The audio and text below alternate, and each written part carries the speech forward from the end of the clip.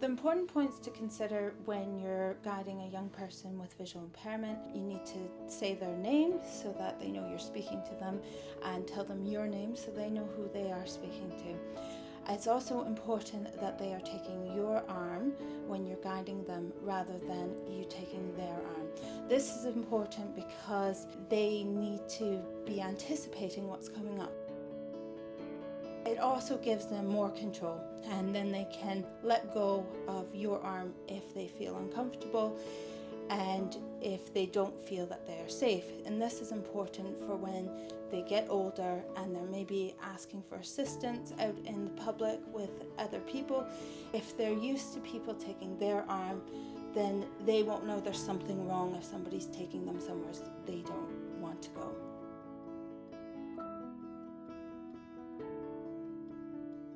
When you're ready to guide the young person, you'd offer your arm by saying, "Would you like to take my arm?" and put your elbow in next to their arm.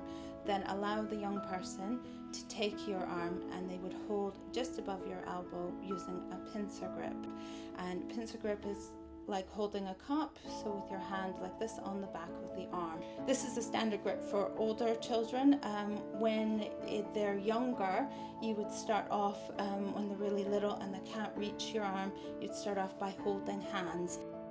The guide's arm should be held in close to their body to give the young person maximum feedback and security. When guiding a child or young person, they should be half a step behind you.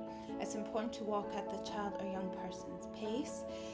If you are walking too quickly for them, you will feel a tug on your arm, or if you're walking too slowly, they will not be half a pace behind and they're not getting enough warning for what's coming up.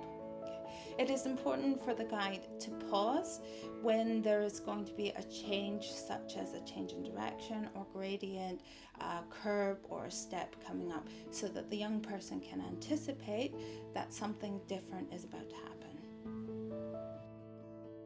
The child or young person should be used to being guided on either side, and it is important when you're in an outdoor environment for the child or young person to be positioned furthest away from the road to ensure their safety.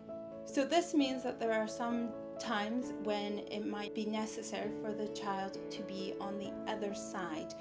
So in order to do this, there is a technique called changing sides.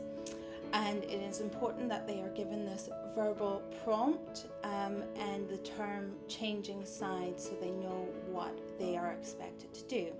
The guide would also reinforce this by putting both of their arms back. The child will then trail from one arm to the other and then resume the standard grip on the opposite side.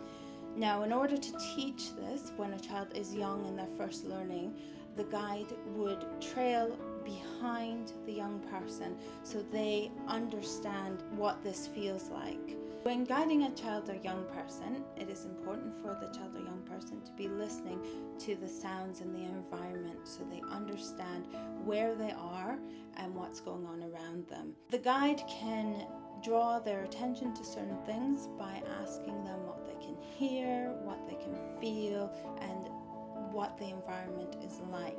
But it is important for the guide to allow lots of listening time while they are walking with the child or young person. The child or young person really benefits from sighted guide assistance so that they can be safe and take in as much information about the environment and their surroundings.